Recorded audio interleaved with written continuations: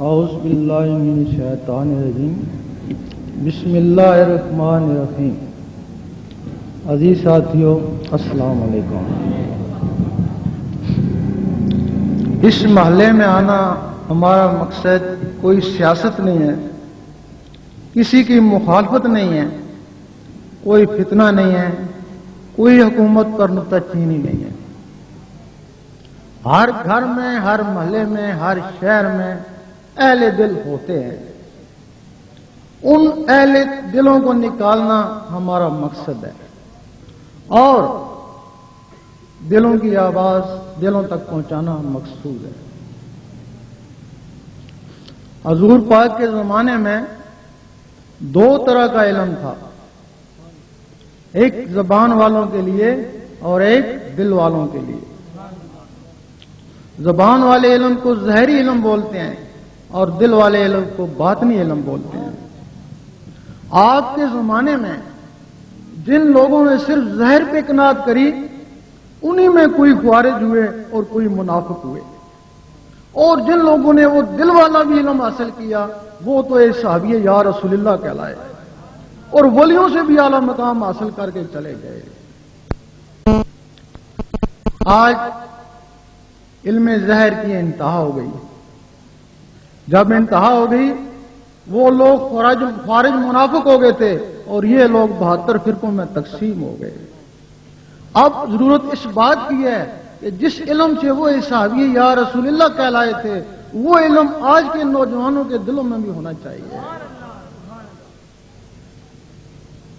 وہ علم کتابوں میں نہیں ملتا، حدیث شریف میں نہیں ملتا، مسجدوں میں نہیں ملتا۔ قرآن مجید میں صرف اس کا اشارہ ہے کہ خضر علیہ السلام کو علم لدنی تھا، وہ علم تو نہیں ہے، اشارہ ہے اس کا۔ حدیث شریف قرآن مجید کے تشریحات ہیں، حدیث شریف میں بھی اشارے ہیں۔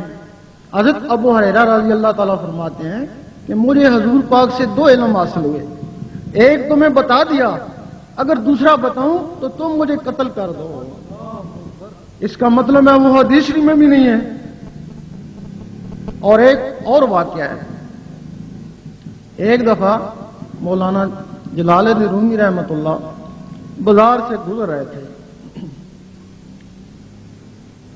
لوگ بعد کھڑے ہو گئے۔ اس وقت جو بھی عالم ہوتا تھا عالم حق ہی ہوتا تھا، لوگ ان کی تعظیم کرتے تھے، لیکن ایک آدمی پھٹے پرانے کپڑے پہنے ہوئے ایک کونے پہ کھڑا اکڑا ہوا تھا۔ آپ نے اس کو گھورا کہ باقی تعظیم کر رہے ہیں اور اس کی حالت کیا ہے اور یہ اکڑا ہوا ہے، اس کو گھورا اور چلے گئے۔ اس آدمی کو بھی غصہ آ گیا کہ ٹھیک ہے، لوگ تمہاری تعظیم کر رہے ہیں اور میں بھی اپنی تعظیم تم سے کرانی ہے۔ مولانا صاحب اپنے مکتب میں چلے گئے، پیچھے پیچھے وہ شخص بھی چلا گیا۔ جب گیا تو وہ بیٹھے ہوئے تھے، کچھ مطالعہ کر رہے تھے۔ اس نے سلام کیا اور کتابوں کو دیکھا تو پوچھتا ہے این چیز، تو وہ برم ہو کے کہتے ہیں کہ این آ علم اس کہ تو نہ میں دانی، وہ علم ہے کہ جس کو تو نہیں جانتا۔ اس نے ان کے پیٹ پہ نظر ڈالی، ان کو بیت الخلاء کی حاجت ہو گئی، وہ چلے گئے لیٹرین میں۔ اس نے وہ کتابیں اٹھائیں اور پانی کے حوض میں پھینک دی۔ جب وہ واپس آئے تو دیکھا کتابیں ہی نہیں ہیں، تو پوچھنے لگے میری یہاں کتابیں تھی کدھر گئیں؟ اس آدمی نے کہا میں تو وہ پانی کے حوض میں ڈال دی، تو نے تو بڑا ظلم کیا، میرے بڑے قیمتی نسخے تھے کاغذی، بڑے دور دور سے میں نے حاصل کیے تھے، وہ تو سارے ختم ہو گئے ہوں گے۔ انہوں نے کہا ناراض کیوں ہوتے ہو، میں ابھی نکالتا ہوں۔ جب پانی سے نکالی تو وہ اسی طرح خشک تھی۔ اب مولانا صاحب پوچھتے ہیں کہ یہ چیز، تو وہ کہتا ہے این آ علم اس کہ تو نہ میں دانی ہے، کہ یہ وہ علم ہے جس کو تم نہیں جانتے۔ اس کا مطلب ہے کہ یہ وہ علم باطنی تھا، کیونکہ حدیث شریف بھی مولانا صاحب جانتے تھے، قرآن مجید بھی جانتے تھے، تو تو پھر وہ کوئی اور علم تھا جس کے متعلق کہا تھا کہ یہ وہ علم ہے جس کو تم نہیں جانتے. اب وہ علم پھر کہاں ہے؟ لوگوں نے سوچا حدیث شریف اور قرآن مجید کے علاوہ کہاں علم ہو سکتا ہے. قرآن مجید میں صرف اس 3 الفاظوں میں اس باطنی علم کی ابتدا ہے، وہ جو الف لام میم ہے. تم کہتے ہو حروف مقطعات، آگے چلو، چھوڑ دیا تم نے، لیکن وہ الف لام میم وہی باطنی کی ابتدا ہے. الف سے اللہ یا اللہ کا ذکر کر، یا لام سے لا الہ الا اللہ کا ذکر کر، یا محمد رسول اللہ کا ذکر کر.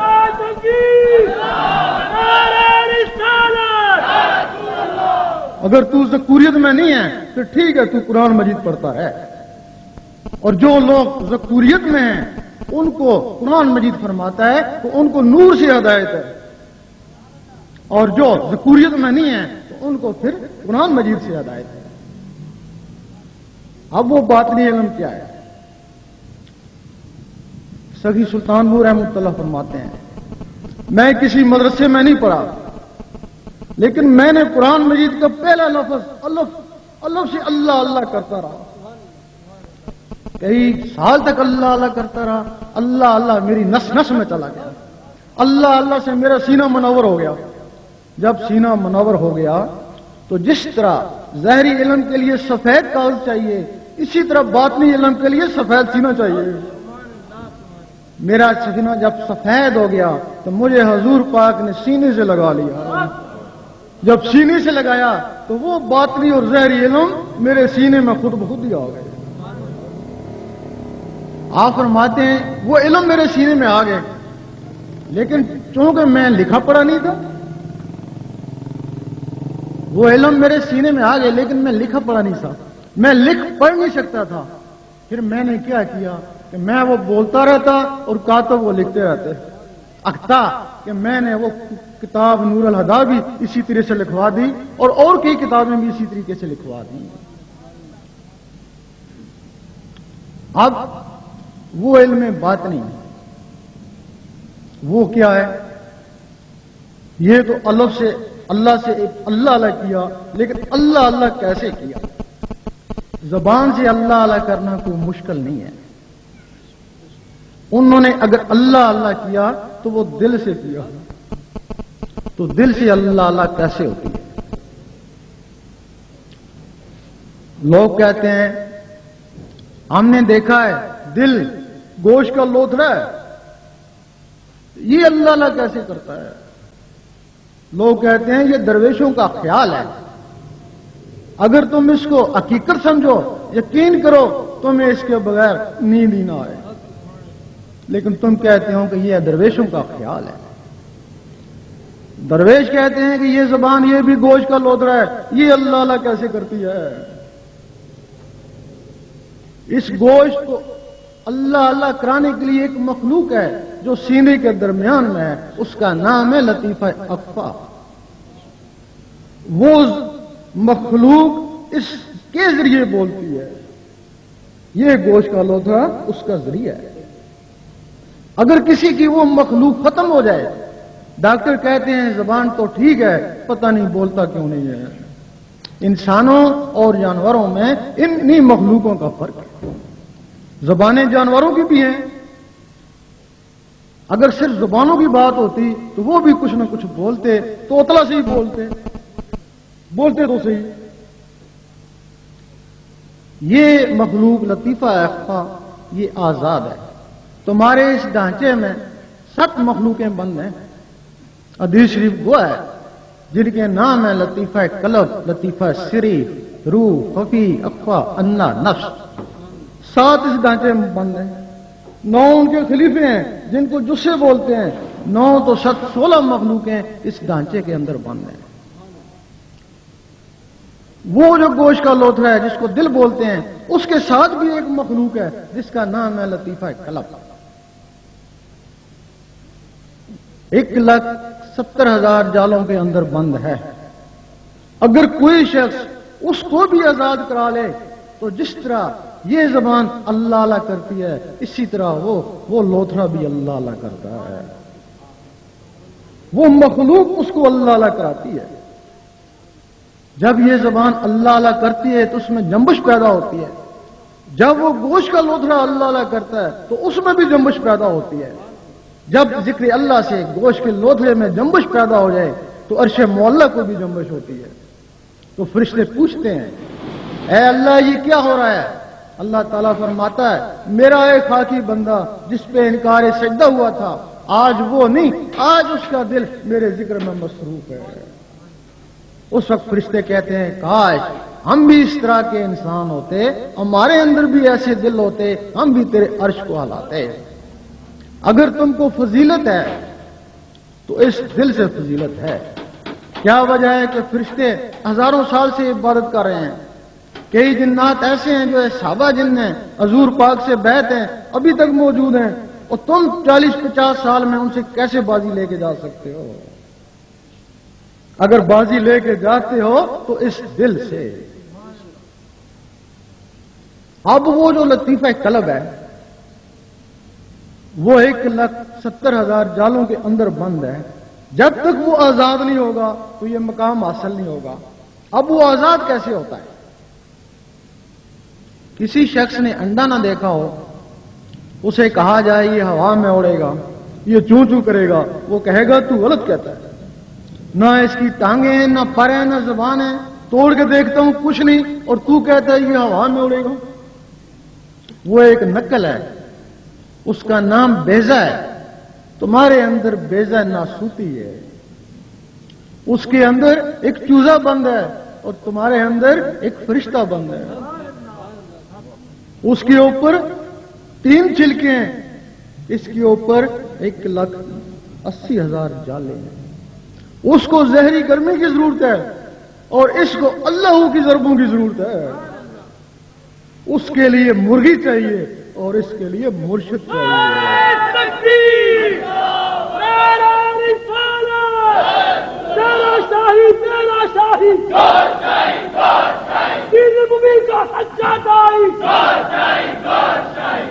یہ کوئی قصے کہانی کی بات نہیں، یہ حقیقت ہے۔ یہ جو بات کر رہا ہوں یہ ایک تعلیم ہے، یہ ایک علم ہے۔ یہ علم حضور پاک کے سینے مبارک سے نکلا ہوا ہے، اور اسی علم کے لیے ہمیں بھی حکم ہے کہ اس کو عام کرو۔ کوئی واجب القتل کہے، کوئی کافر کہے، کچھ بھی کہے، ہم نے اس علم کو عام ہی کرنا ہے۔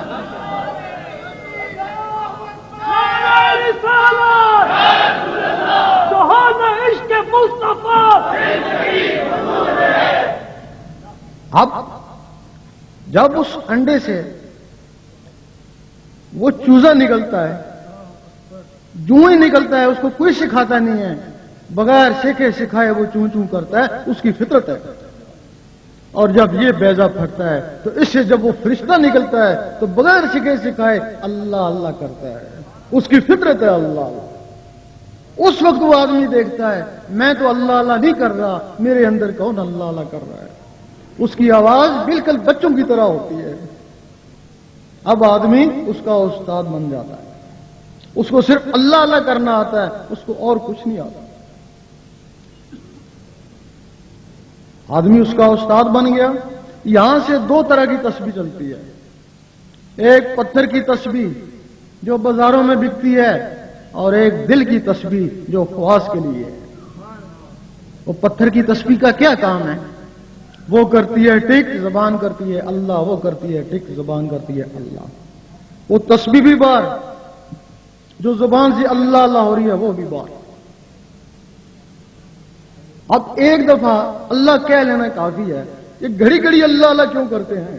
کچھ لوگ اعتراض کرتے ہیں کہ ایک دفعہ اس کو مان لو، گھڑی گھڑی تم اللہ اللہ کیوں کرتے ہو؟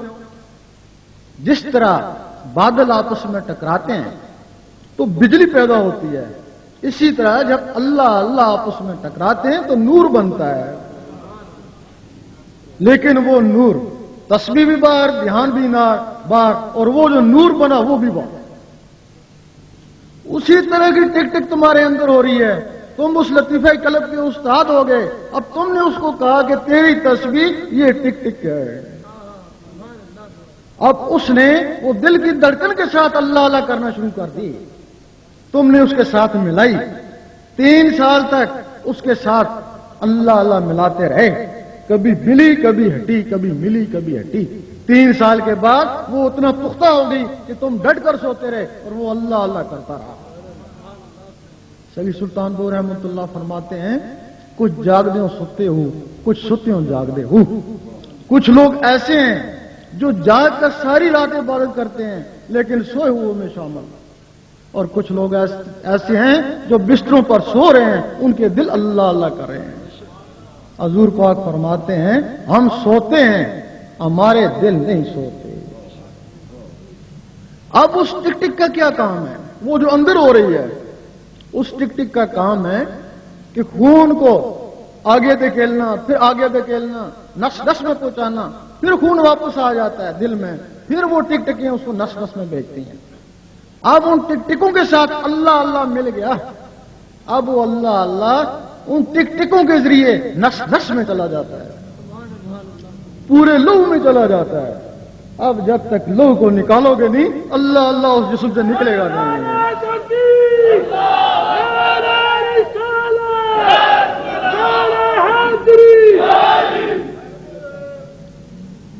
جب اللہ اللہ نس نس میں چلا گیا، اس وقت شاہ ولی اللہ فرماتے ہیں تو ایک دفعہ اللہ کرے گا تجھے 3.5 کروڑ اللہ اللہ کرنے کا ثواب ملے گا۔ فرماتے ہیں کیسے ملے گا؟ کہ تیرے اندر 3.5 کروڑ نسیں ہیں، دل نے ایک دفعہ اللہ کری 3.5 کروڑ نسیں گونج اٹھیں۔ سلی سلطان بو رحمۃ اللہ فرماتے ہیں 72,000 اور ثواب ملتا ہے اگر ایک دفعہ دل اللہ کہے تو، کہ یہ جو مسام ہوتے ہیں جہاں سے پسینہ آتا ہے یہ 72,000 ہوتے ہیں۔ دل نے ایک دفعہ اللہ کری 72,000 آوازیں یہاں سے بھی گونجی۔ پھر علامہ اقبال نے فرمایا پھر خدا بندے سے خود پوچھے بتا تیری رضا کیا۔ فرمایا کہ خودی کو کر بلند اتنا، اور خودی کا مطلب سمجھایا، خودی کا سرے نا لا الہ الا اللہ، تو لا الہ الا اللہ کا اتنا ذکر کر لوگ کہیں مجنون ہو گیا اور منافق کہیں ریاکار ہے۔ پھر کسی شہر نے بھی کہہ دیا گناہگار پہنچے در پاک پر زہد و پارسا دیکھتے رہ گئے۔ بھائی وہ زہد و پارسا کیسے دیکھتے رہ گئے اور گنہگار کیسے پہنچ گئے؟ جب زہد و پارسا کوئی نیکی کرتے ہیں تو ان کی کتاب میں وہ نیکی درج ہو جاتی ہے، لیکن اس نیکی کے ساتھ تھوڑا سا تکبر بھی آ جاتا ہے جو سینے میں محفوظ ہو جاتا ہے۔ یہاں علم باطن کام آتا ہے، لیکن وہاں صرف زہد ہے، علم باطن نہیں ہے۔ پھر نیکی کری، پھر وہ کتاب میں لکھی گئی اور تھوڑا سا تکبر دل میں آ گیا، حتیٰ کہ ایک دن ایسا ہوا کہ کتاب نیکیوں سے بھر گئی، ادھر وہ دل تکبر سے بھر گیا۔ جب تکبر سے بھر گیا تو اس کے دوست بھی ہیں، بخل ہے، حسد ہے، ہرس ہے، وہ بھی اس کے ساتھ آ گئے۔ اللہ تعالیٰ کبھی کبھی اپنے بندوں کو دیکھتا ہے۔ جب اس زائد پہ نظر پڑی تو وہ فعلوں کو نہیں دیکھتا، پہلے تو فرشتوں کا کام ہے۔ اس نے دل کو دیکھا، جب دل کو دیکھا تو وہ تکبر سے بھرا ہوا، بالکل سیاہ پایا، اللہ تعالیٰ اس سے بیزار ہو گیا۔ جب اللہ تعالیٰ اس سے بیزار ہو گیا تو اس کی ساری نیکیاں برباد ہو گئیں۔ ادھر وہ گنہگار کیسے پہنچ گئے؟ انہوں نے وہ عمل اکثیر اسم ذات کا نسخہ حاصل کر لیا۔ جب کوئی گنہگار گناہ کرتا ہے تو اس کی کتاب پر بھی گناہ لکھا گیا تو اس کے دل پہ بھی ایک دبا لگا دیا، حتیٰ کہ کیا ہوا کہ اس کی کتاب بھی گناہوں سے بھر گئی اور دل بھی گناہوں سے کالا ہو گیا۔ اب اس نے وہ عمل اکثیر اللہ کا سیکھ لیا۔ حدیث شریف ہے کہ ہر چیز کو صاف کرنے کے لیے کوئی نہ کوئی ہتھیار ہے، دل کو صاف کرنے کے لیے ذکر اللہ ہے۔ اس نے اللہ اللہ شروع کر دی، جب اللہ اللہ کرنا شروع کر دی تو اس کے دل کی صفائی ہونا شروع ہو گئی، اور ایک دن ایسا ہوا کہ اللہ کے نور سے اس کا دل صاف شفاف ہو گیا۔ جب صاف شفاف ہو گیا وہ کتاب کو صحیح نہیں کر سکا، لیکن اپنے دل کو اس نے صاف کر لیا۔ پھر رب نے کبھی اس کو بھی دیکھا جب اس کو دیکھا تو اس کے بھی دل کو دیکھا، جب دل کو دیکھا تو اس پہ مہربان ہو گیا، جب اس پہ مہربان ہو گیا تو وہ فائل لکھی کی لکھی رہ گئی۔ اور جب کوئی شخص اللہ اللہ کرتا ہے، اللہ تعالیٰ بہت ہی غنی ہے اور اس کا دل بھی غنی ہو جاتا ہے، اور جو شخص اللہ اللہ کرتا ہے اللہ تعالیٰ بہت ہی سخی ہے اور وہ بھی سخی ہو جاتا ہے۔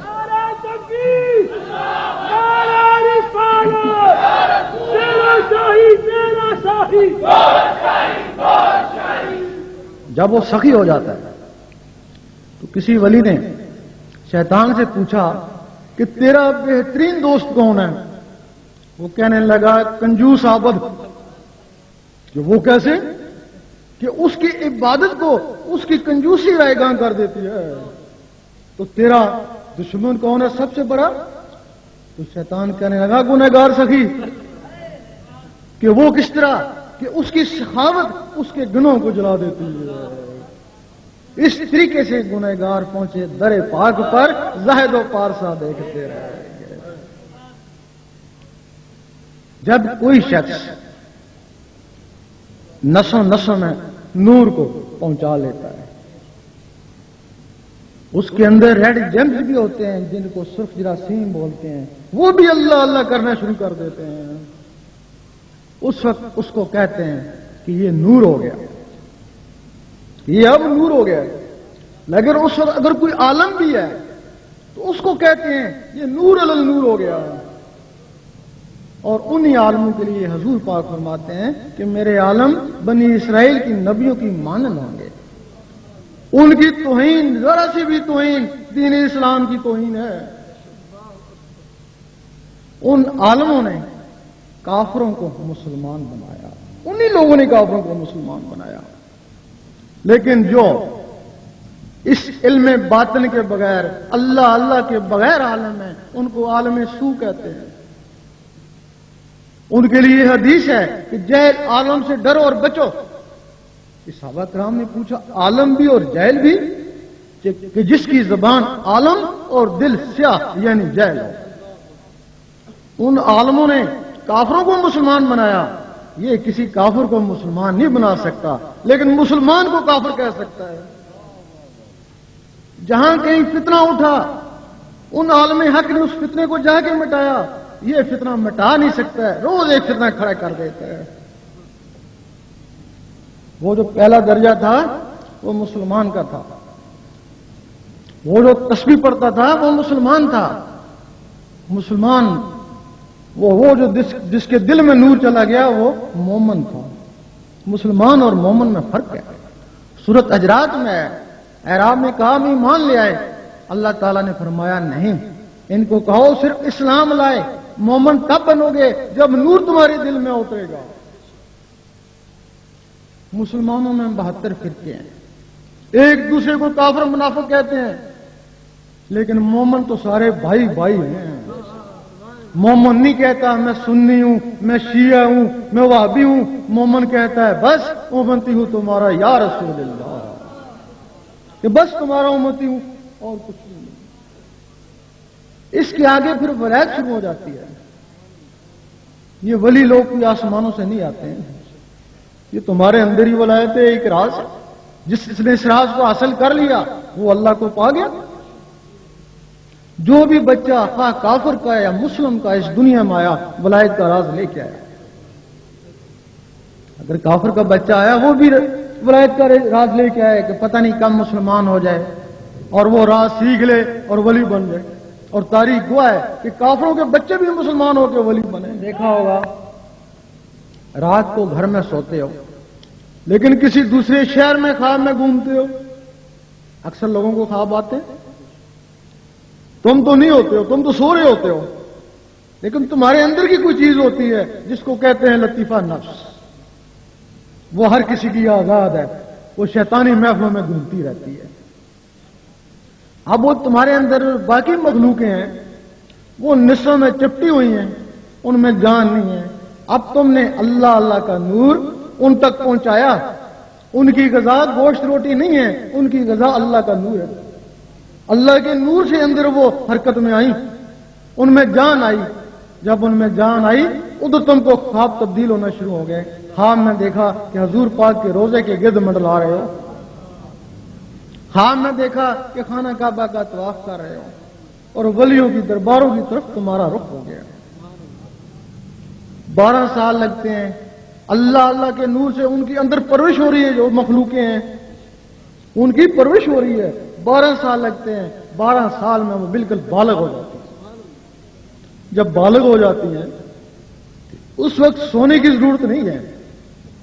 अब तुमने सोचा है, देखें हजूर पाक क्या कर रहे हैं, तुमने सोचा वो इस सीने से निकलकर हजूर पाक के कदमों में है।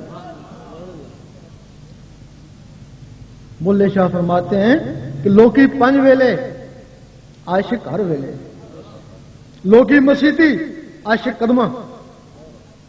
जो लोग 5 वक्त रब को याद करते हैं, नमाज भी रब की याद है, उनकी इंतहा मस्जिद है, बाजमात हो जाएंगे और क्या करेंगे।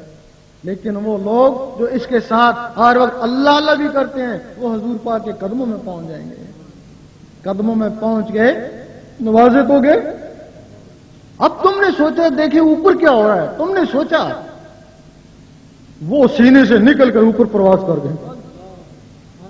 फरिश्तों ने रोका, नहीं रुकी, कहने लगे चलो जो कुछ भी है बैतुल मामूर से आगे जल जाएगा। ये बैतुल मामूर से भी आगे चली गई, वहां पहुंच गई जहां रब की जात है।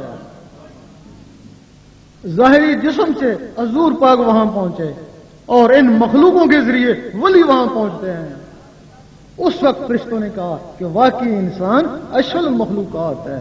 उस वक्त कहा, इस वक्त नहीं कहते हैं। इसके बाद क्या हुआ कि तुम मर गए। हमारा अकीदा है अहले सुन्नत का कि मरने के बाद सबकी रूहें आसमानों पे चली जाती हैं, हाँ नबी हैं हाँ वली हैं, यही अकीदा है ना। तो फिर कभी सोचा है अगर ये रूहें सबकी ऊपर चली जाती हैं तो फिर इन दरबारों में क्या है। दरबार वाले की भी रूह आसमान पे चली गई, बरज़ख में चली गई, लेकिन वो जो अजाफी चीजें मखलूकें थी वो वली बन के दरबार पे बैठ गए हैं। नमाज पढ़ती हैं, जिक्र करती हैं, लोगों को फैज पहुंचाती हैं और क़यामत तक उनका स्वाब उसकी रूह को मिलता रहेगा। शब मेराज में हजूर पाक मूसा अलैहिस्सलाम की कब्र से गुजरे, देखा मूसा अलैहिस्सलाम कब्र में नमाज पढ़ रहे हैं। फौरन ऊपर पहुंचे, देखा मूसा अलैहिस्सलाम वहां भी मौजूद है। मजद्दद अल-अफ़सानी रहमतुल्लाह से किसी ने पूछा कि मैंने आपको फलां दिन खाने काबे में देखा, फरमाने लगे मैं तो नहीं गया। दूसरे ने कहा उसी दिन हजूर पाक के रोजे पे देखा, कि मैं नहीं गया। तीसरे ने कहा उसी दिन गौस पाक के रोजे पे देखा, फरमाने लगे मैं नहीं गया। तो लोगों ने पूछा फिर क्या था, फरमाने लगे मेरा अंदर था। ये अंदर जितने भी यहां मौजूद हैं सबके अंदर वो अंदर मौजूद है। अगर तुम उस अंदर को 16 में से एक मखलूक को भी जगा लो तो तुम मर के भी जिंदा हो। अगर तुमने अपनी जिंदगी में ही वो मखलूकें खत्म कर दी, 40 साल के बाद वो मखलूकें खत्म होना शुरू हो जाती हैं। अगर तुमने जिंदगी में मखलूकें खत्म होना करना शुरू कर दी तो तुम जिंदा ही मुर्दा हो, जिंदा भी हो और उधर मुर्दा हो।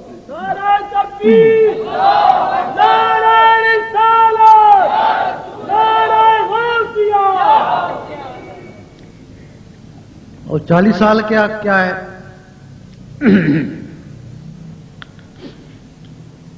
राय आम और राय खास, इसमें फर्क है।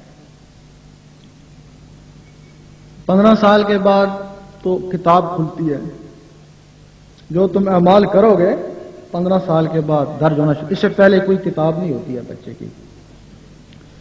उसके बाद क्या करता है कि बच्चा कुछ अरसा पढ़ता रहता है, एफए किया, बीए किया, काफी उम्र होगी, फिर उसने कारोबार किया। अगर नमाज पढ़ी तो घर वालों ने कहा खैर है, अगर दाढ़ी रख ली वो कहने लगे ये बुढ़ों का काम है, तू तो अभी जवान है।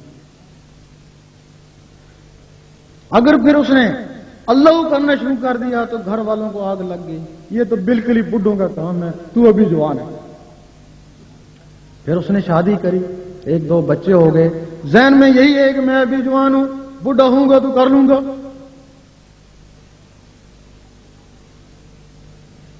2-4 بال سفید ہو گئے. سب سے پہلے بیوی نے پوچھا کہ تیرے بال چٹے ہو گئے؟ کہنے لگا میں تو ابھی جوان ہی ہوں. نزلے سے ہو گئے؟ نزلے سے ہو گئے، ویسے تو میں جوان ہوں، کیونکہ ذہن میں چھایا ہوا جوان.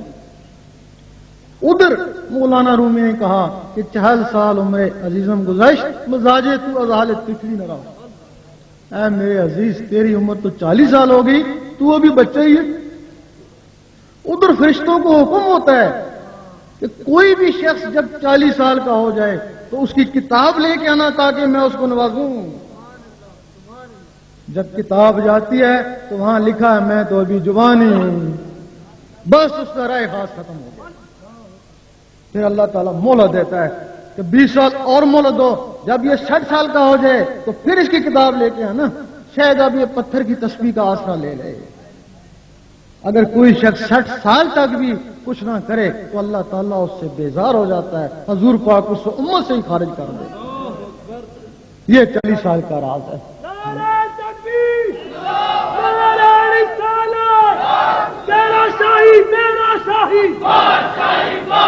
جس طرح وہ مرغی کا انڈا یہ عبرت کے لیے ہے اس دنیا میں. 40 دن تک اس کو کوئی گرمی نہ پہنچاؤ، سالم رہ سکتا ہے. 40 دن کے بعد وہ ضائع ہو جاتا ہے. پھر آپ اس کو 1000 مرغیوں کے پاس لے کے جائیں، بیکار ہے. اسی طرح وہ جو تمہاری مخلوق ہے جس کا نام لطیفہ قلب ہے، جس نے تمہارے اندر اللہ اللہ کرنا ہے، وہ 40 سال تک وہ بھی زندہ رہ سکتا ہے. اگر 40 سال تک آپ نے اس کو اللہ کی ضربیں نہ لگائیں، اللہ کا نور نہ بچایا تو وہ ختم ہو جاتا ہے. جب وہ ختم ہو جاتا ہے پھر علامہ اقبال فرماتے ہیں نہ تیری ضرب کاری نہ میری ضرب کاری. پھر آپ 1000 ولیوں کے پاس چلے جائیں، پھر وہ چیز بیدار نہیں ہو سکتی ہے. اس کے لیے پھر کرامت ہی ہے. ایسے بھی ولی اللہ تعالیٰ نے بھیجے ہیں کرامت والے. اگر انڈا خراب ہے ٹھیک ہے تو ہر مرغی اس سے بچہ نکال سکتی ہے. کرامت تو یہ خراب ہے پھر مرغی بچہ نکال.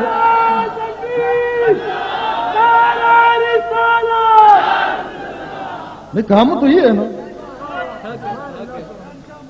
اور جو سید سلطان بو رحمت اللہ جیسے آتے ہیں انہوں نے کہا تو جیسا بھی ہے کافر ہے مسلم ہے چاہے زندہ چاہے مردہ ہے جیتا ہے یا مر گیا آ ادھر.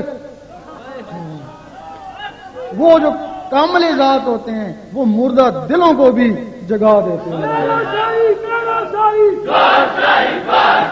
دنیا پر ہے کس کی شاہی تیرا تیرا سچا ماہی. غوث پاک کی ایک وقت میں 9 آدمی نے دعوت پکائی. سنا ہوگا جبریل علیہ السلام کی کبھی نہیں سنا کہ 2 جبرائیل بن گئے یا 2 میکائیل بن گئے، کبھی نہیں سنا.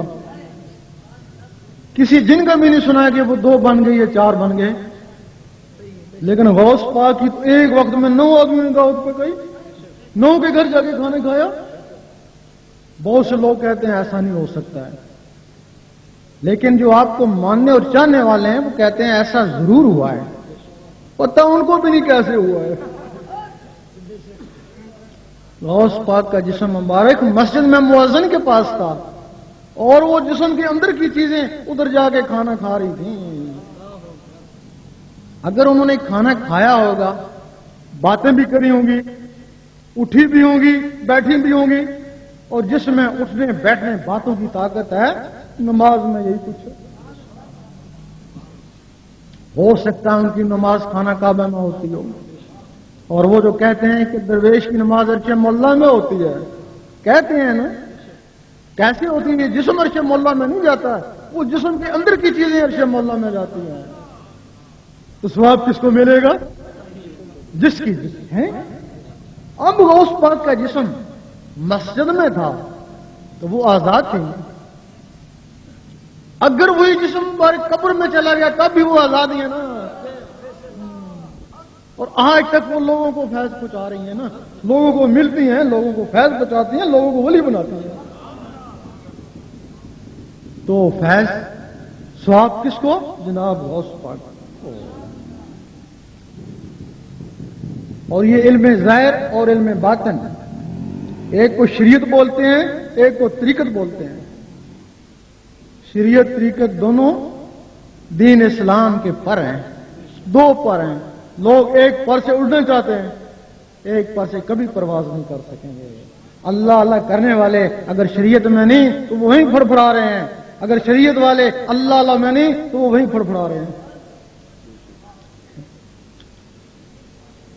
ان کے بغیر نمازیں بھی کو نہیں۔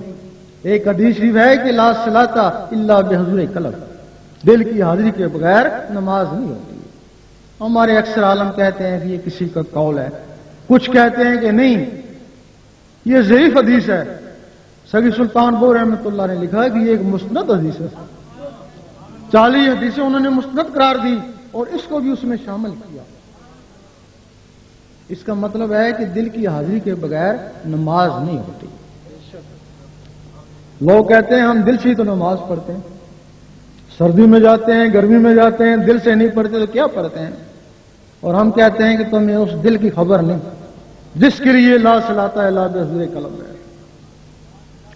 آپ نے دیکھا ہوگا آپ کا کچھ ساتھی یا ہمسایہ 20-25 سال آپ کے ساتھ گرمی سردی میں مسجد میں جاتا رہا، دل سے ہی جاتا رہا نا۔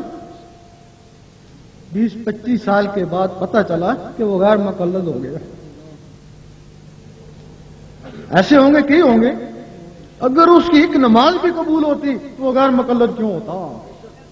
اس کا مطلب ہے اس کی ایک نماز بھی قبول نہیں ہوئی تب وہ غیر مقلد ہوا، کیونکہ وہ دل کی حاضری کے بغیر نمازیں پڑھتا تھا، اور تم بھی دل کی حاضری کے بغیر نمازیں پڑھ رہے ہو۔ اگر وہ 20-25 سال کے بعد ہو گیا تو کیا بعید ہے تم 30-40 سال کے بعد ہو جاؤ؟ تمہاری طرح تھا نا۔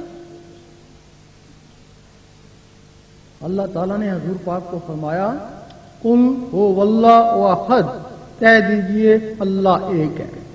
آپ نے آمین کہا، آپ نے لوگوں کو کہا کہہ دو اللہ ایک ہے۔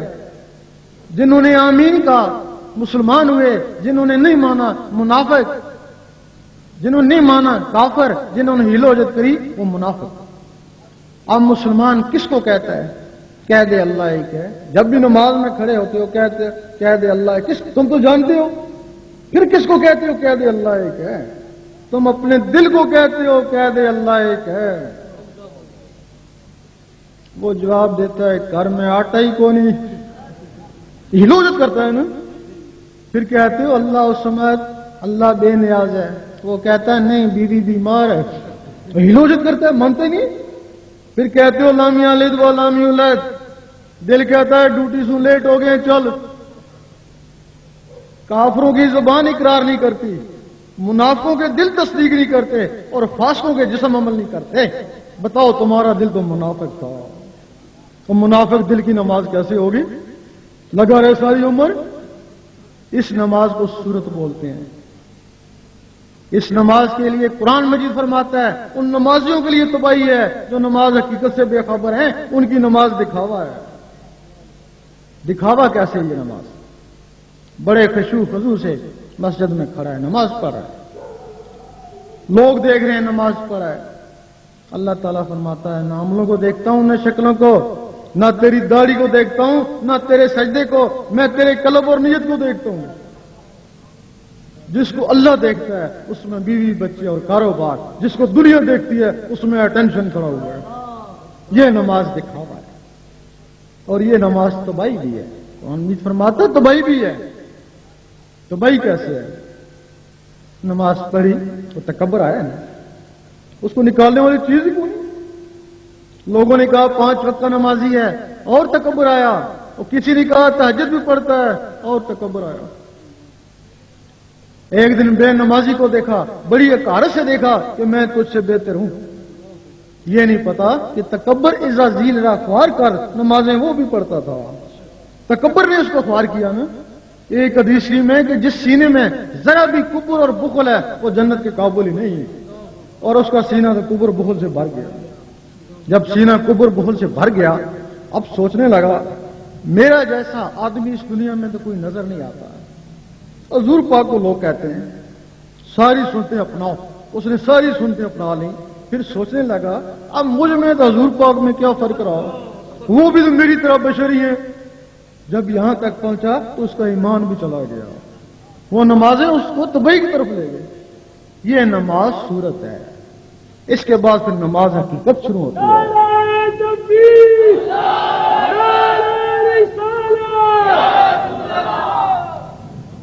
نماز حقیقت کے لیے مجدد الفسانی رحمۃ اللہ فرماتے ہیں عام لوگوں کی نماز صورت، آسان خدا کی نماز حقیقت.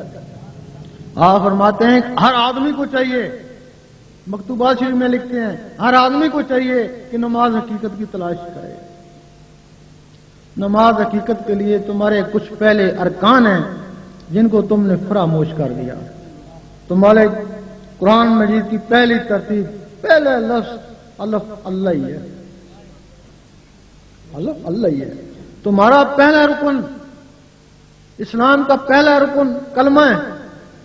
اور کلمہ طیب حدیث شریف افضل ذکر ہے. کلمہ طیب ذکر میں ہے. اور ذکر کے لیے حکم اٹھتے بیٹھتے حتیٰ کروٹیں لیتے میرا ذکر کرو. تمہاری سب سے پہلی جو سنت ہے حضور پاک کی وہ غار حرا ہے. تو غار حرا میں آپ کیا کرتے؟ جا کے سو تو نہیں جاتے تھے، وہاں اللہ کا ذکر کرتے. تمہاری پہلی مسلمانی اللہ کا ذکر ہے. نمازیں تو کئی سال کے بعد نازل ہوئی. مسلمان ہو گئے تھے، یہ تو شب معراج میں کئی سال بعد اتری. اس سے پہلے مسلمان کیا کرتے تھے؟ ہر وقت ذکر الہی کرتے تھے. ہر وقت ذکر الہی کرتے. ذکر الہی سے ان کے سینے منور ہو گئے. جب سینے منور ہو گئے اس وقت میں نمازیں اتری. پھر وہ نمازیں حلقوں میں نہیں رہیں، وہ سیدھے سینوں میں گئیں. نماز حقیقت کے لیے تمہیں سب سے پہلے اللہ اللہ سیکھنی ہوگی. دل کی دھڑکنوں کو اللہ اللہ میں بسانا ہوگا. پھر تم کوشش کرو گے کام کاج کرتا رہوں اللہ اللہ ہوتی رہے. اس کو بولتے ہیں دستکار میں دل یار میں. کامیابی ہو جائے گی. پھر کوشش کرو گے کوئی اخبار سالہ پڑھتا رہوں اللہ اللہ ہوتی رہے. 5-10 دن میں کامیابی ہو جائے گی. اخبار سالہ بھی پڑھو گے اللہ اللہ بھی ہوتی رہے گی. پھر کوشش کرو گے نماز پڑھتا رہوں اور اللہ اللہ ہوتی رہے. اس وقت زبان کہے گی کہہ دے اللہ ایک ہے، دل کہے گا اللہ اللہ. زبان کہے گی اللہ صمد، دل کہے گا اللہ اللہ.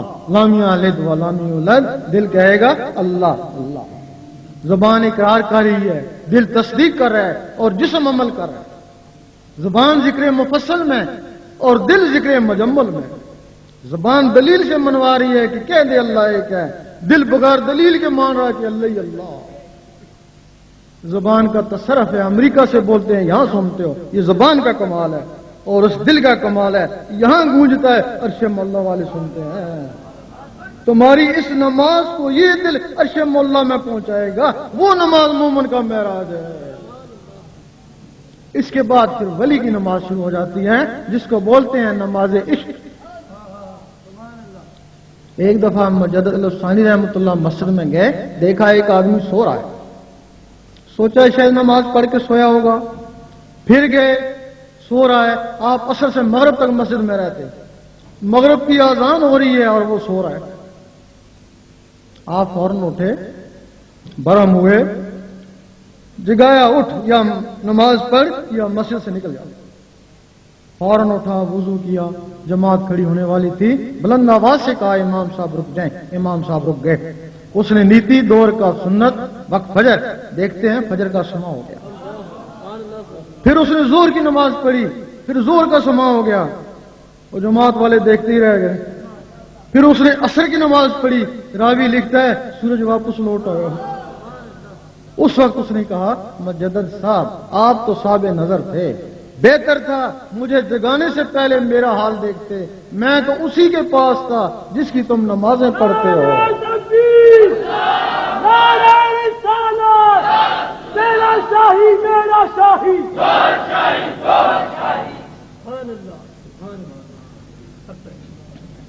اب یہ جس اسم ذات کی بات کری یہ کسی نبی کو نہیں ملا. بنی اسرائیل کے سارے نبی ترستے رہے کہ ہم کو اسم ذات ملے، کسی نبی کو نہیں ملا. اگر ملا تو حضور پاک کو ملا. حضور پاک کے وسیلے سے اس امت کو ملا، تب اس کو فضیلت ہوئی. موسیٰ علیہ السلام یا رحمانوں کا ذکر کرتے ہیں، صفاتی اسم، عیسیٰ علیہ السلام یا قدوسوں کا، سلیمان علیہ السلام یا وہابوں کا، داؤد علیہ السلام یا ودودوں کا، باقی نبی اپنے اولو العزم مرسل کا کلمہ پڑھتے۔ ایک دن موسیٰ علیہ السلام نے کہا اے اللہ دیدار دے، جواب آیا تاب نہیں ہے۔ سوچنے لگے کسی میں تاب ہوگی، جواب آیا ایک میرا حبیب اور اس کی امت۔ موسیٰ علیہ السلام کو جلال آ گیا کہ میں نبیوں کے امتی کے برابر نہیں، جلوہ دے دیکھی جائے گی۔ جلوہ پڑا اور موسیٰ علیہ السلام بے ہوش ہو گئے۔ یہ تو سارے مانتے ہو نا۔ اب کیا وجہ ہے کہ موسیٰ علیہ السلام اس دنیا میں کوتور میں بے ہوش ہوئے اور حضور پاک سامنے جا کے مسکرا رہے ہیں؟ کیا وجہ تھی؟ موسیٰ علیہ السلام کے جسم میں یا رحمانوں کا صفاتی نور تھا، وہ ذات کی تاب نہ لا سکا۔ حضور پاک کے جسم میں اس میں ذات کا ذاتی نور تھا، ذات کے سامنے مسکرایا۔ اور حضور پاک کے طفیل وہ اسم اس امت کو ملا، تب اس کو فضیلت ہوئی۔ اور امت تو اس سے ڈرتی ہے یا محروم ہے؟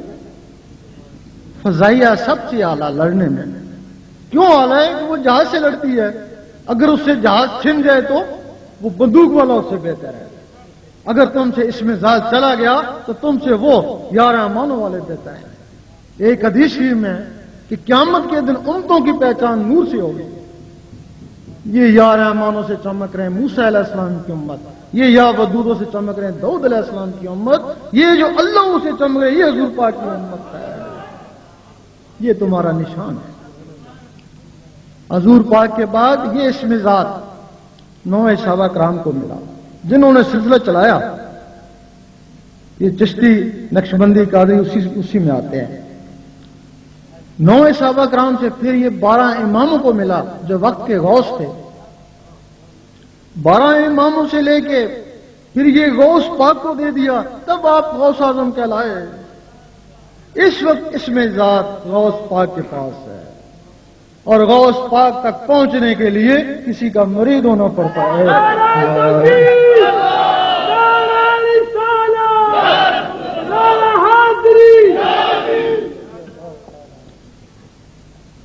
اور یہ اسم اس وقت تک غوث پاک کے پاس رہے گا جب تک مہدی علیہ السلام نہیں آتے۔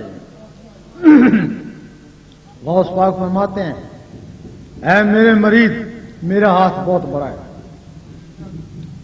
فرماتے ہیں کہ میرا مرید ایک دفعہ ہو گیا، جیسا بھی ہے مرتے وقت ایمان سے ہی جائے گا۔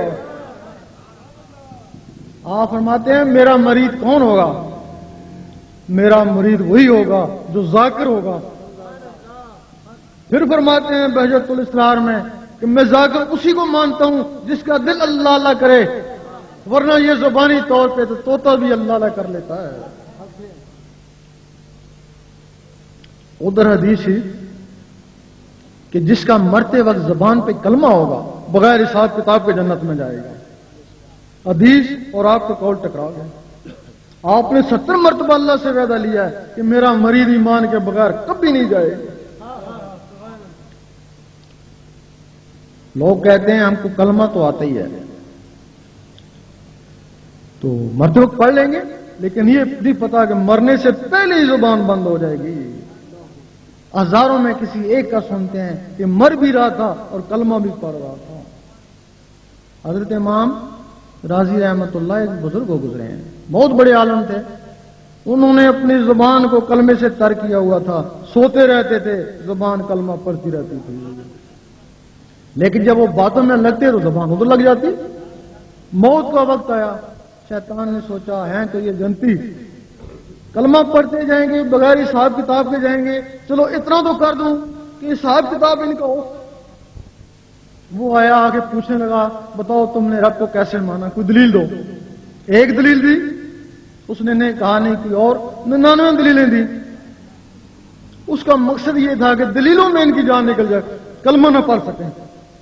ادھر حضرت نجم کبریٰ دیکھ رہے تھے، دور سے پانی کا چھینٹا مارا اور کہا اے نادان، تو کہہ دے کہ میں نے بغیر دلیل کے رب کو مانا اور کلمہ پڑھ، اور 3 دفعہ تکرار کری، روح پرواز کر گئی۔ اس شیطان نے ایسے لوگوں کو بھی نہیں چھوڑا پریشان کرنے کے لیے. عام آدمی کیا کہتا ہے کہ میں کلمہ پڑھ لوں گا، لیکن وہ لوگ جن کے دل اللہ اللہ کر رہے ہیں وہ مر بھی رہے تھے. شیطان کا تصرف اس زبان پر ہے کہ زبان عالم ناسوت میں ہے. دل کا تعلق عالم ناسوت سے نہیں ہے، دل کا تعلق عالم ملکوت سے ہے. کیونکہ شیطان کا تصرف زبان پہ ہے، دل پہ نہیں. یہ تو عالم ملکوت سے اس کا ٹکراؤ ہو گیا. اور وہ مر بھی رہے تھے اور اللہ اللہ کر بھی رہے تھے، حتیٰ کہ مر بھی گئے. مرنے کے بعد بھی 1.5 سیکنڈ تک اللہ اللہ کرتے رہے. حدیث شریف میں زبان کا ہے، وہ بھی گوشت کا لوتھڑا، یہ بھی گوشت کا لوتھڑا. اس لوتھڑے کو اس سے 70 گنا زیادہ فضیلت ہے. اب بغیر حساب کتاب کے جنت میں کیسے جائے گا؟ قبر میں چلا گیا، منکر نکیر آ گئے، وہ 360 سوال کے جواب پوچھتے ہیں. پہلا سوال، بتا تیرا رب کون ہے؟ وہ خاموش ہے. کفن پیچھے ہٹاتا ہے، لفظ اللہ چمک رہا ہے. فرشتے کہتے ہیں اے بندہ خدا آرام سے سو جا، ہمیں تو شرم آتا ہے تو اس سے کیا پوچھیں. چپ کر کے واپس چلے جاتے ہیں. پھر ایک اور فرشتہ آتا ہے جس کا نام امان ہے، وہ روح کو نکالتا ہے. اس کا کام ہے روح کو برزخ میں پہنچانا لکھے کے مطابق، لیکن وہاں تو کچھ لکھا ہوا نہیں ہے. روح کو پکڑتا ہے، وہ اس میں اللہ کے نور سے چمک رہی ہوتی ہے. پھر رضوان کے پاس لے جاتا ہے، اس کو بحشت میں داخل کر. رضوان کہتا ہے اس کا حساب کتاب لا. وہ کہتا ہے یہ چمک دمک ہی اس کا حساب کتاب ہے. اس طریقے سے وہ شخص بغیر حساب کتاب کے جنت میں جائے گا. نعرہ تکبیر، نعرہ رسالت، تیرا شاہی میرا شاہی،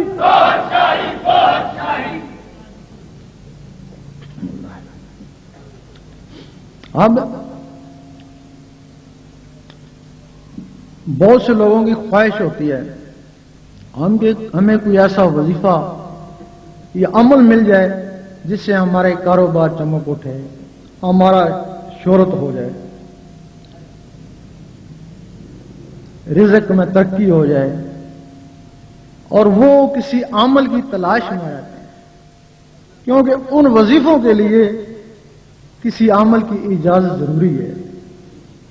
خاص صورت جن کا وظیفہ ہو یا صورت مزمل کا ہو، صورت ملک کا ہو، جن لوگوں نے وہ وظیفے حاصل کر لیے کسی عمل سے، واقعی وہ قرآن مجید کی برکت سے خوشحال ہو. اب جب ان صورتوں کے لیے عمل کی اجازت ضروری ہے تو اس میں ذات جس میں ساری صورتیں بند ہیں، کیا اس کے لیے اجازت ضروری نہیں ہوگی؟ اس صورت کے لیے عمل کی اجازت چاہیے اور اس میں ذات کے لیے کسی کامل کی اجازت چاہیے. عمل بھی ایسا جب پھنسے آواز دے فوراً پہنچے، اور کامل بھی ایسا پھنسے آواز دے فوراً پہنچے.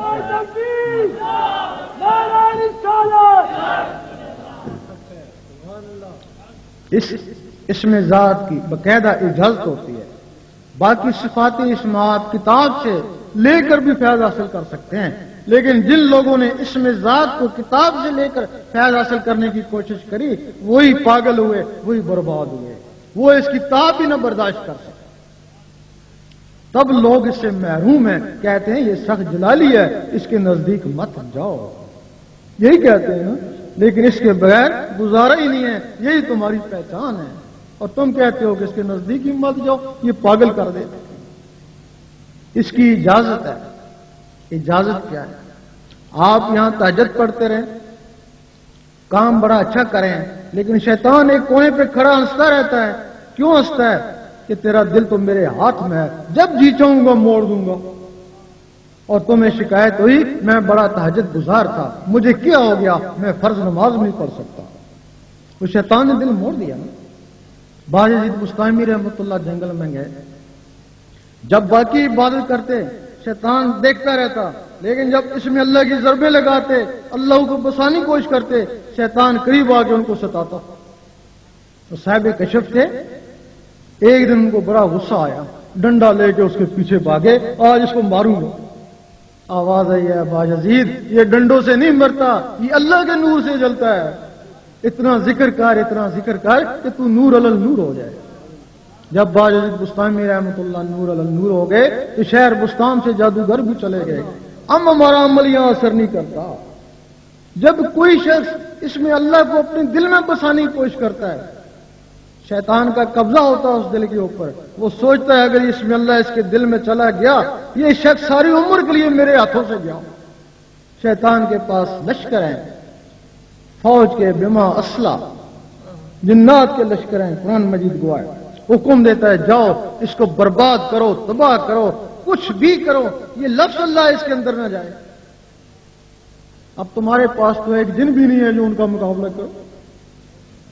وہ آئیں گے تمہیں ستائیں گے، بعض نہیں آئے بیمار کریں گے، بعض نہیں آئے پاگل کر کے چلے جائیں گے. جب ہوش آئے گا تو یہی کہو گے خبردار اللہ مت کرنا، اس سے لوگ پاگل ہو جاتے ہیں. لیکن جہاں سے اس کی اجازت ہوتی ہے اللہ تعالیٰ ان کو بھی ایک رحمانی فوج دیتا ہے. وہ شیطانی فوج تم پہ ٹوٹ پڑی اور وہ رحمانی فوج شیطانوں پہ ٹوٹ پڑی. اور وہ رحمانی فوج اس وقت تک تمہارا ساتھ دے گی جب تک تمہارے اندر رحمان جاگ نہیں اٹھتا. پھر تم بندہ نہیں رہے، بندہ نواز بن گئے. غریب نہیں رہے، غریب نواز بن گئے.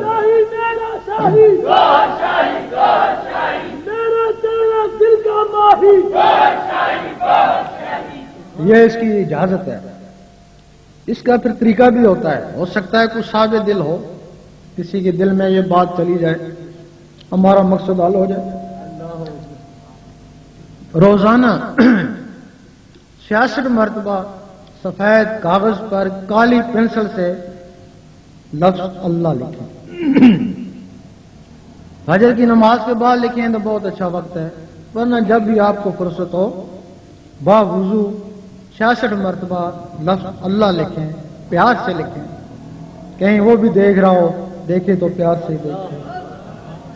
تھوڑے دن آپ لکھیں گے، ایک دن ایسا آئے گا کہ جو آپ کاغذ پہ لکھتے تھے وہ آپ کی آنکھوں پہ تیرنا شروع ہو جائے گا. آنکھوں میں کشش ہے، کھینچ لیتی ہیں. آنکھوں سے زیادہ دل میں کشش ہے. جب آنکھوں میں نظر آئے تو لکھنا بند کر دیں، آنکھوں سے پھر اس کو دل میں اتارنے کی کوشش کریں.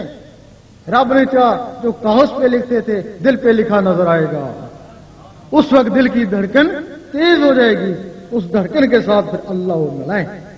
قرآن مجید فرماتا ہے کچھ لوگ ایسے ہیں جن کو دلوں پہ ایمان لکھ دیا، لفظ اللہ ایمان ہی ایمان. رات کو سونے لگے، انگلی کو قلم خیال کر کے دل کے اوپر اللہ لکھتے لکھتے سو جائیں، اسی کی مستی میں نیند آ جائے. اس دنیا میں روزانہ 70,000 فرشتہ آتا ہے. سب سے پہلے حضور پاک کے روزے کی حاضری دیتا ہے. جو ایک وقت آئے گا دوبارہ نہیں آ سکے گا. پھر وہ ان لوگوں کو ڈھونڈتا ہے جن کا تعلق حضور پاک سے ہے.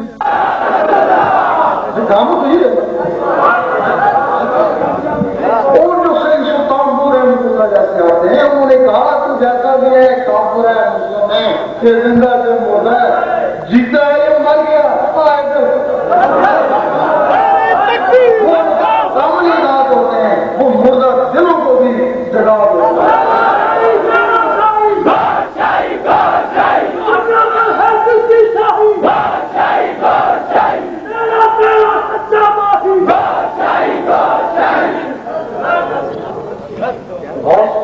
ایک وقت میں 9 آدمی سنا ہوا جبریل علیہ السلام کی کبھی نہیں سنا کہ 2 جبریل بن گئے یا 2 میکائیل بن گئے، کبھی نہیں سنا. کسی جن کا بھی نہیں سنا کہ وہ 2 بن گئے یا 4 بن گئے. لیکن غوث پاک کی تو ایک وقت میں 9 آدمی دعوت کر رہی، 9 کے گھر جا کے کھانے کھایا. بہت سے لوگ کہتے ہیں ایسا نہیں ہو سکتا ہے، لیکن جو آپ کو ماننے اور چاہنے والے ہیں وہ کہتے ہیں ایسا ضرور ہوا ہے. پتہ ان کو بھی نہیں کیسے ہوا ہے. غوث پاک کا جسم مبارک مسجد میں مؤذن کے پاس تھا اور وہ جسم کے اندر کی چیزیں ادھر جا کے کھانا کھا رہی تھی. اگر انہوں نے کھانا کھایا ہوگا، باتیں بھی کری ہوں گی، اٹھی بھی ہوں گی، بیٹھی بھی ہوں گی، اور جس میں اٹھنے بیٹھنے باتوں کی طاقت ہے نماز میں یہ کچھ ہو سکتا ہے ان کی نماز خانہ کعبہ میں ہوتی ہو، اور وہ جو کہتے ہیں کہ درویش کی نماز عرش مولا میں ہوتی ہے، حال ہے کہ بڑا اللہ کا کرم ہے. کیوں؟ کار بنگلہ ہے، کرم نہیں تو اور کیا. اور دوسرے سے پوچھتے ہیں کیا حال ہے کہ بڑی اللہ کا کرم ہے. کیوں؟ غریب خاندان سے تھا، اتنا بڑا افسر ہو گیا، کرم نہیں تو اور کیا. تیسرے سے پوچھتے ہیں کیا حال ہے کہ بڑی اللہ کا کرم ہے کہ کیوں؟ اتنا بڈھا ہوں، اتنی صحت ہے، کرم نہیں تو اور کیا. یہی کرم سمجھتے ہو نا؟ ہم کہتے ہیں اگر تم اس کو کرم سمجھتے ہو تو یہ چیزیں کافروں کے پاس بھی ہیں. جو کافروں کو دی وہ تم کو دی، تمہارے پہ کیا کرم ہوا بھئی؟ کیا کرم ہوا تمہارے پہ؟ یہ کیا کرم، یہ کیا پہچان ہے؟ اگر تم دیکھنا چاہو کہ واقعی تمہارے پر کرم ہے یا نہیں، ذکر اللہ میں لگ جاؤ. 2 4 5 6 7 دن میں اندر سے اللہ اللہ شروع ہو گئی، اس کا کرم ہو گیا. ہنس کرو نہیں ہنس کرو تم، تو میرا ذکر کر میں تیرا ذکر کروں گا. ذکر اسی کا کیا جاتا ہے جس سے دوستی ہو جائے. اگر کوشش کے باوجود اللہ اللہ نہیں جمتا ہے، الٹا وحشت ہوتی ہے، الٹا اللہ اللہ کرنے والوں کو مسجدوں سے نکال دیتے ہو، تو پھر تمہارے رب کا کوئی کرم نہیں ہے.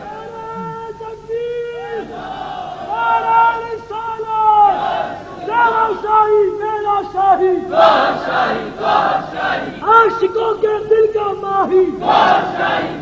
رب کا کرم ہوتا تو ضرور تم کو اپنے نام لیوا میں لیتا. اپنے آپ کو پہچاننے کا راز کہ میں کیا ہوں، رب مجھ پہ کتنا مہربان ہے، میرا مرشد کیا ہے. یہ کسوٹی ہے، یہ کسوٹی ہے. گجرانوالہ میں ایک انگریز نے سوال کیا، میں مسلمان تو ہو جاؤں، سارے عیب چھوڑ دوں، سب نمازیں بھی پڑھوں گا، لیکن ایک بات اگر تم مجھے گارنٹی دو تو، کہ وہ کیا؟ کہ تمہارے علماء کہتے ہیں کہ مسلمان بھی ہو جا، نمازیں بھی پڑھ، پھر بھی گارنٹی نہیں ہے کہ تو دوست کی ہے یا بیچتی ہے. بھائی کہتا گارنٹی پھر بھی نہیں دیتے ہو. وہ کہتا وہ مذہب پھر کمزور ہوا نا جس کی گارنٹی نہیں. آج اگر گارنٹی ہوتی تو 72 فرقوں میں کیوں تقسیم ہوتے؟ ہم کہتے ہیں مذہب اسلام گارنٹی ہے، اور 5 7 دن میں پتہ چل جاتا ہے کہ تم کیا ہو. یہ نسخہ استعمال کر کے دیکھو، اگر اللہ اللہ شروع ہوگی تو اللہ کا کرم ہو گیا، گارنٹی ہے. اور اگر اللہ اللہ شروع نہیں ہوتی تو تمہاری کوئی گارنٹی نہیں. اور اس اللہ اللہ کا کیا فائدہ ہے؟ ایک اور فائدہ ہے، بہت زبردست فائدہ ہے، جس سے لوگ ولی بن جاتے ہیں. آپ دیکھیں، آپ کا کوئی دوست امریکہ میں بیٹھا ہے، آپ اس کو 40 دن دل سے یاد کریں، یقین کریں اس کا خط آ جائے گا، دل کو دل سے رائے. اور جب آپ اللہ تعالیٰ کو دل کی گہرائیوں سے یاد کریں گے، وہ تو کئی دوستوں اور کئی ماؤں سے بھی زیادہ مہربان ہے. ہر وقت اللہ اللہ کریں گے، ہر وقت اللہ اللہ کریں گے. اللہ اللہ کرنے سے آپ کے دل میں اللہ کی محبت ہو جائے گی. جب اللہ کی محبت ہو جائے گی، پھر ایک وقت آئے گا، سال میں آئے، 2 سال میں آئے، 10 سال میں آئے گا ضرور. پھر وہ اللہ دیکھے گا کون بندہ ہے، کب سے اللہ اللہ کر رہا ہے، دیکھوں تو صحیح. پھر جب اس نے ایک دفعہ دیکھا تو پھر وہ محبت نہیں رہی، پھر وہ عشق کا مقام ہے. پھر وہ کہتا ہے میں تیرا تو میرا.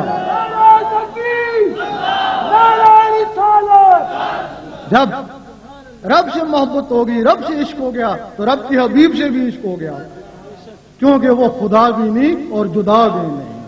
جب رب کے حبیب سے عشق ہو گیا تو سب ولیوں سے عشق ہو گیا. ہم چاہتے ہیں کہ اللہ اللہ سے تمہارے دلوں میں اللہ اور اس کے حبیب اور ولیوں کی محبت پیدا ہو. لیکن جب ہم یہاں سے چلے جائیں گے تو اسی طرح گاڑیوں والے تمہارے پاس آ جائیں گے، وسوسوں کے ذریعے اللہ اللہ کو نکالنے کی کوشش کریں گے، دلوں میں وسوسے ڈالیں گے. وسوسوں کا مقصد یہ ہوگا کہ ان دلوں سے اللہ اللہ نکالو. پھر تم یہ سوچ لینا کہ وسوسے کون ڈالتا ہے. کل اعوذ برب الناس سے پڑھ لینا، پتہ چل جائے گا وسوسے کون ڈالتا ہے. یا خناس، یا جن، یا ان کی طرح کے جو لوگ ہوتے ہیں. اس وجہ سے جو لوگ ذکر لینا چاہتے ہیں، ان کے دل میں اگر کوئی سوال ہو تو ذکر لینے سے پہلے دلوں کی صفائی کر لو. اگر کوئی سوال ہے ہمارے متعلق یا لٹریچر کے متعلق تو پوچھ لو. ہم نے ایک لٹریچر لکھا روحانی سفر کے نام پہ. وہ ہمارے بچپن کے واقعات تھے. کچھ خوابیں تھیں، کچھ ظاہر تھے. بہت سے لوگ ہمارے حمایتی ہیں، بہت سے لوگ ہمارے مخالف ہیں، بہت سے علماء بھی ہمارے مخالف ہیں اور بہت سے علماء ہمارے حمایتی بھی ہیں. وہ جو مخالف علماء تھے انہوں نے اس کتاب میں سے چند سطریں لیں، ان کو آگے پیچھے کر کیے، اس کے مفہوم بدل دیے، فتوے لگا کے پمفلٹ تقسیم کر دیے. ہم پنجاب میں جائیں، جدھر بھی جائیں، وہ پمفلٹ لوگ سامنے لے آتے ہیں. لوگوں کو یہی کہا بہتر یہی ہے کہ تم وہ کتاب خود پڑھ لو، روحانی سفر سٹال پہ موجود ہے، خود پڑھ لو. لوگوں نے وہ کتابیں پڑھی، پھر وہ ان علماء کے پاس گئے کہ ان کتابوں میں تو کوئی ایسی بات نہیں ہے کہ واجب القتل کے فتوے لگا دیے. اب وہ کہنے لگے کہ یہ دوسرے ایڈیشن ہیں، وہ پہلے ایڈیشن ان لوگوں نے چھپا لی ہیں. اور ہم کہتے ہیں کہ اگر واقعی ہم نے چھپا لی ہیں تو جن سے تم نے اقتباس لیا وہ تو تمہارے پاس ہوں گے نا، وہی دکھاؤ. وہ اس طریقے سے تم لوگوں کو پریشان کریں گے. اس سے بہتر ہے کہ جو ذکر لے پہلے دل کی صفائی کرے، اس کے بعد ذکر لے. ذکر لینے کے بعد کبھی نہیں کہے گا کہ مجھے ذرا بھی جلال آیا، کہے گا میں 24 گھنٹے اللہ کرتا ہوں، مجھے تو ذرا بھی جلال نہیں آتا ہے. کچھ لوگ جلالی ہوتے ہیں، کچھ جمالی ہوتے ہیں. جلالی لوگوں کو یہ ضرور ہوگا جب اللہ اللہ کریں گے تو تھوڑا سا غصہ آئے گا. جب غصہ آئے پھر وہ کیا کریں؟ پھر وہ درود شریف پڑھیں. درود شریف ان کے غصے کو ٹھنڈا کر دے گا. صحابہ کرام فرماتے ہیں جب ہم پہ مصیبت آتی ہم درود شریف پڑھتے، اس سے پہلے کیا کرتے؟ ہر وقت ذکر الہی کرتے، ہر وقت ذکر الہی کرتے.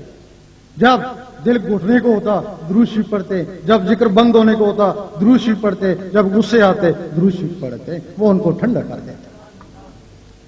اب کسی کو کوئی سوال ہو بتائیں. یہ سوال ہے جی کہ جو لوگ اپنے نبی کو عطا کیے گئے اسم کا ذکر نہیں کرتے، کیا وہ بروز قیامت اس امت میں شمار کیے جائیں گے یا نہیں؟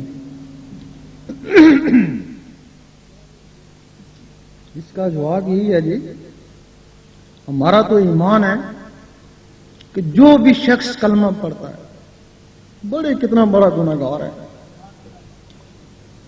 بس منافق نہ ہو، گستاخ نہ ہو. کتنا ہی بڑا گناہگار ہے، کلمہ پڑھتا ہے، وہ حضور پاک کے وسیلے سے بخشا ہی جائے گا. یہ ہمارا ایمان ہے. اس کے گناہ کی سزا شاید اس دنیا میں دے دی جائے اس کو، اگر پھر بھی زیادہ ہیں تو قبر میں دے دی جائے گی تاکہ وہاں سرخرو ہو. اگر پھر بھی زیادہ ہیں تو کچھ عرصہ جہنم میں رکھ کے وہ سزا دے دی جائے گی، لیکن جانا اس کو جنت نہیں.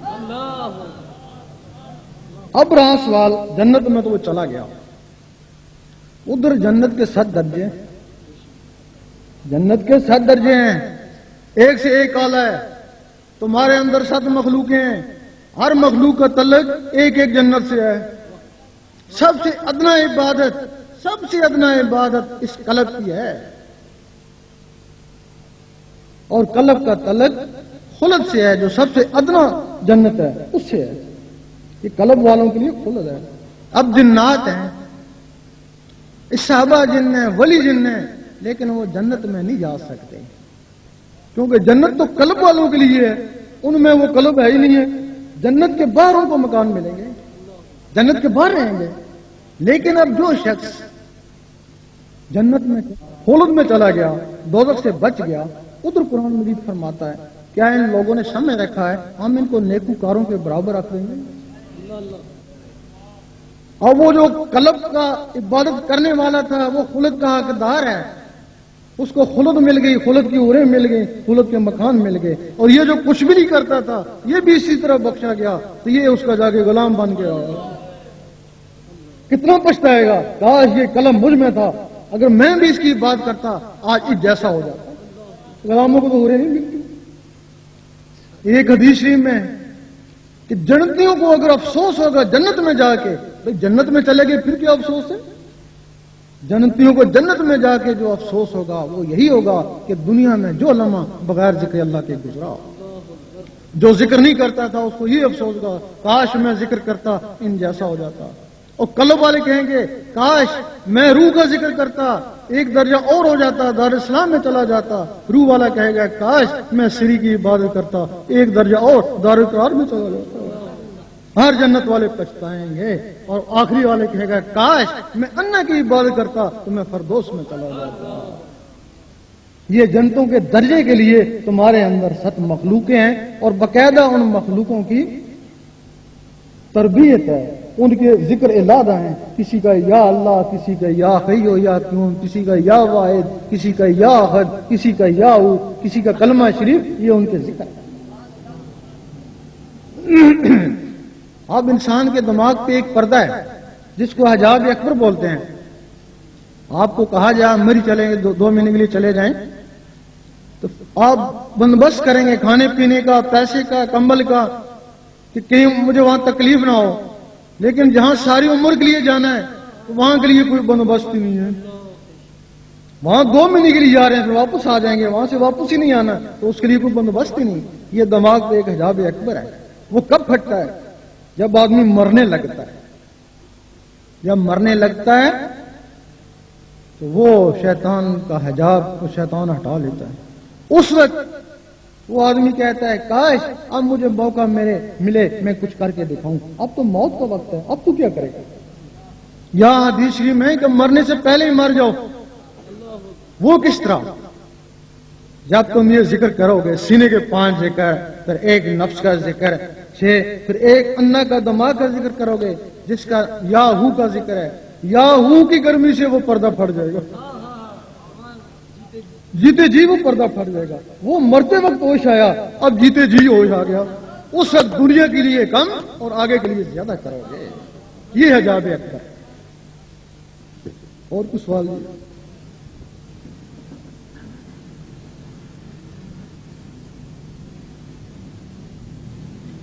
حدیث میں آتا ہے کہ جس آدمی نے خانہ کعبہ کی طرف منہ کر کے تھوکا تو اس کے پیچھے نماز نہیں ہوتی۔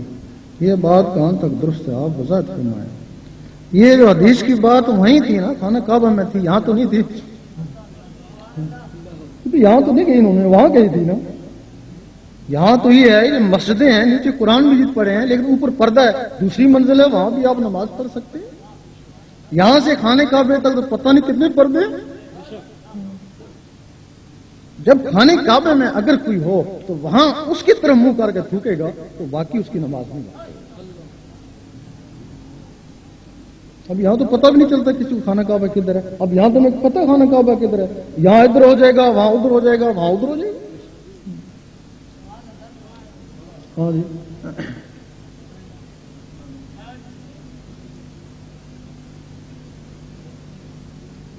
کئی جماعتیں علامہ اقبال کو برا کہتی ہیں اور شرابی بتاتے ہیں، جبکہ آپ کی انجمن کے لڑکے علامہ اقبال کو ولی اللہ کہتے ہیں۔ نعرہ تکبیر، نعرہ رسالت،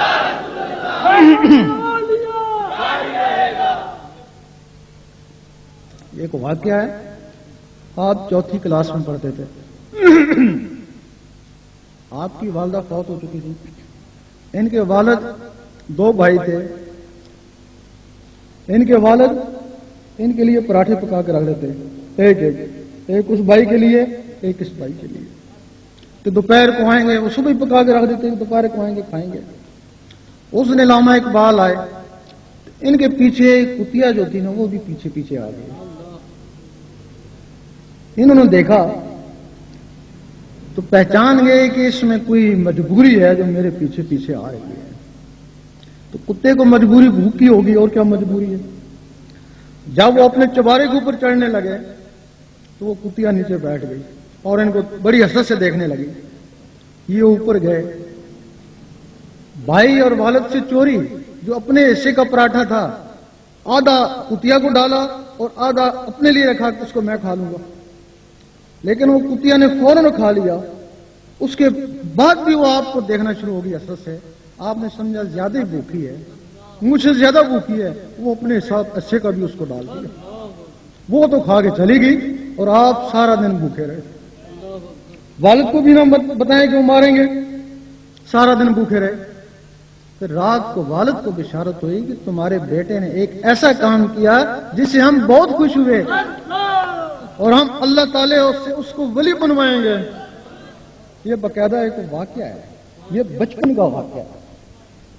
پھر جوانی آپ کی جیسے بھی گزری، اس کے بعد پھر ایک اور واقعہ ہے، جو آپ کا خادم تھا، جو آپ کی خدمت کرتا، وہ کافی بوڑھا ہو گیا۔ آپ کے وسائل کے بعد اس نے یہ بات بتائی، یہ بات عام ہے۔ اس نے بتائی کہ ایک رات میں نے دیکھا کہ آپ اکیلے ہوتے تھے، لیکن اس وقت دیکھا کہ ایک بزرگ بھی آپ کے پاس آئے ہیں۔ میں حیران ہوا کہ دروازہ تو میں ہی کھولتا ہوں، یہ کدھر سے آ گئے؟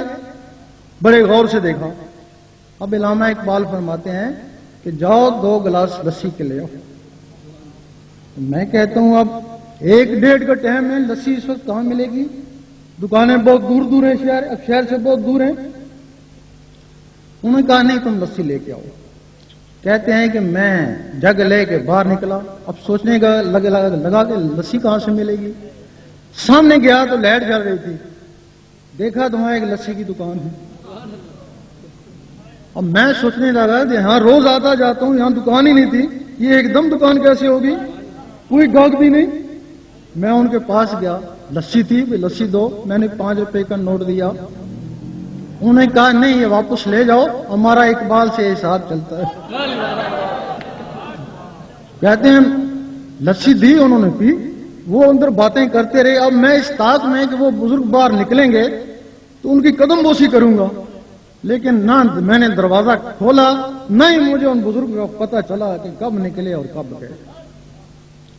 پھر وہ خادم کہتے ہیں کئی دنوں کے بعد ایک دن میں ان کی خدمت کر رہا تھا، ہاتھوں دبا رہا تھا، تو پھر میں نے پوچھا کہ ایک تجسس ہے، اگر یہ ہم حل کر دیں گے کہ اس دن وہ بزرگ کون تھے اور وہ لسی والے کون تھے، کیونکہ اس کے بعد اور اس سے پہلے میں نے وہ لسی کی دکان ہی نہیں دیکھی، نہ بعد میں دیکھی نہ اس سے پہلے دیکھی۔ تو میرے دل میں یہی تجسس ہے، آپ مجھے یہی بتا دیں بس۔ اس وقت انہوں نے کہا کہ وہ جو بزرگ آئے تھے وہ خواجہ صاحب تھے، اور جب انہوں نے لسی کی فرمائش کری تو داتا صاحب نے لسی کی دکان نکال دی۔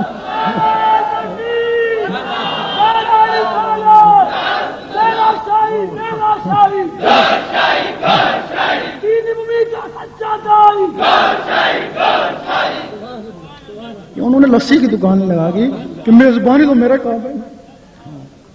یہ واقعات تو بڑے مشہور ہیں۔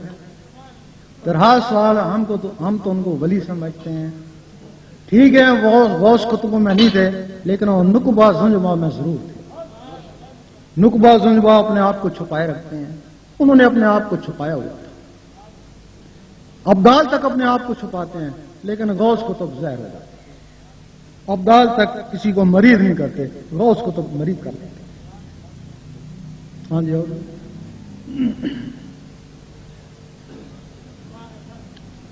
یہ باتیں پوچھتے ہیں گھڑی گھڑی، پہلے بھی بتا چکے آپ کن سے بیعت ہیں۔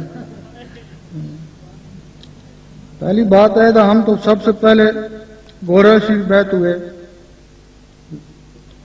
ان کے بچوں سے، جو وہاں کے ولی تھے پیر میر علی شاہ، ان کے بچوں سے بیعت ہوئے، لیکن ہمیں حاصل کچھ نہیں ہوا تو ہم نے وہ بیعت توڑ دی۔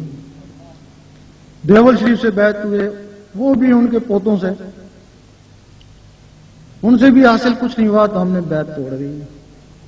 تو پھر ہم کو جو کچھ ملا بڑی سرکار کے ذریعے، داتا صاحب کے ذریعے، پھر سلطان صاحب کے ذریعے، پھر کلندر پاک کے ذریعے، پھر غوث پاک سے، تو غوث پاک نے ہمارا ہاتھ پھر حضور پاک کے ہاتھ میں دے دیا۔ اب ہم کو حضور پاک نے بیعت کر ہی لیا ہے، اور جو لوگ حیات النبی کے قائل ہیں وہ اس بیعت کا ضرور اقرار کریں گے کہ صحیح ہے۔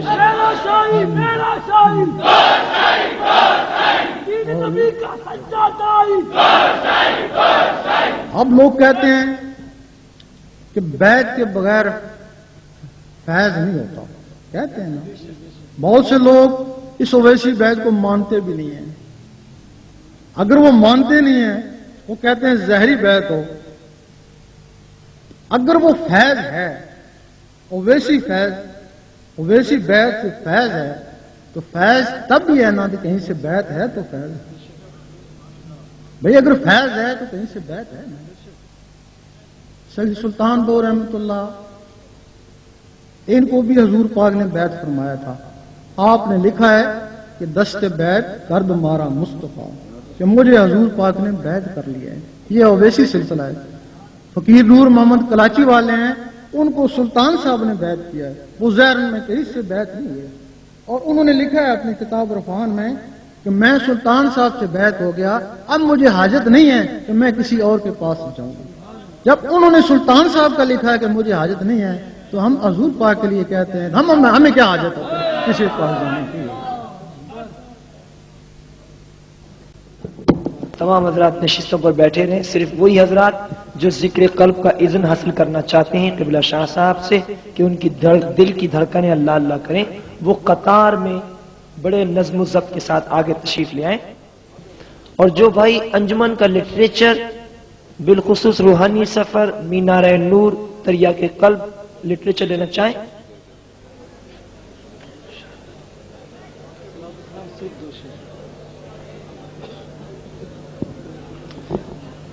چلیے صاحب جو ذکر لینا چاہیں فوراً اسٹیج کے قریب پہنچیں۔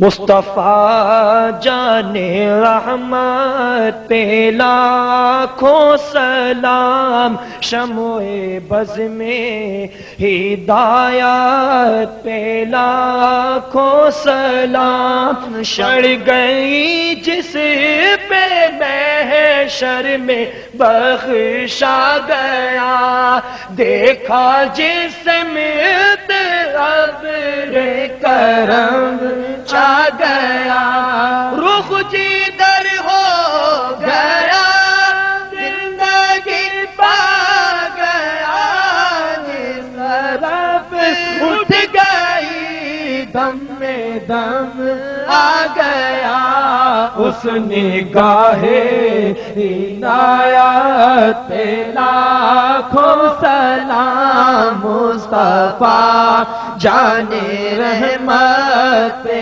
لاکھوں سلام۔ الحمدللہ رب العالمین والعاقبۃ للمتقین والصلاۃ والسلام علی رسول سیدنا مولانا محمد وعلی آلہ وصحبہ وازواجہ ذریاتہ اجمعین برحمتک یا ارحم الراحمین۔ ان اللہ وملائکتہ یصلون علی النبی یا ایھا الذین آمنوا صلوا علیہ وسلموا تسلیما، اللہم صلی علی سیدنا محمد وعلی سیدنا محمد وسلم۔ یا اللہ صلاۃ و سلام کی برکت سے ہمارے سینے کو، قلبوں کو نور سے منور کر دے۔ یا اللہ اس پروگرام کو کامیاب کرنے میں جنہوں نے مالی اور جانی محنت کی ہے ان کو اجر عظیم دے۔ یا اللہ ہم پر بھی رحمت نازل فرما۔ یا اللہ ہمارے سگیرہ گناہ معاف کر، ہمیں دنیا کے شر سے، نفس کے شر سے، شیطان کے شر سے بچا۔ یا اللہ میں ہر آزمائش میں پورا اترنے کی توفیق عطا فرما۔ یا اللہ جو بیمار ہیں، پریشان ہیں، سب کی ظاہری باطنی بیماریاں پریشانیاں دور کر۔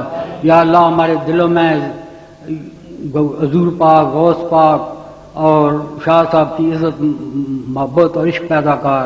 یا اللہ شاہ صاحب کی زندگی لمبی عمر عطا فرما اور صحت کاملہ عطا فرما۔ یا اللہ خار ہیں، بدکار ہیں، ڈوبے ہوئے ذلت میں ہیں، کچھ بھی ہیں تیرے محبوب کی امت میں ہیں۔ یا اللہ ذکر کے مشن کو دنی رات چوگنی ترقی دے اور دنیا کے چپے چپے میں اس کو پھیلانے کی توفیق عطا فرما۔ وصلی اللہ تعالیٰ خیر خلق سیدنا مولانا محمد وعلی آلہ وصحبہ اجمعین برحمتک یا ارحم الراحمین۔ اللہ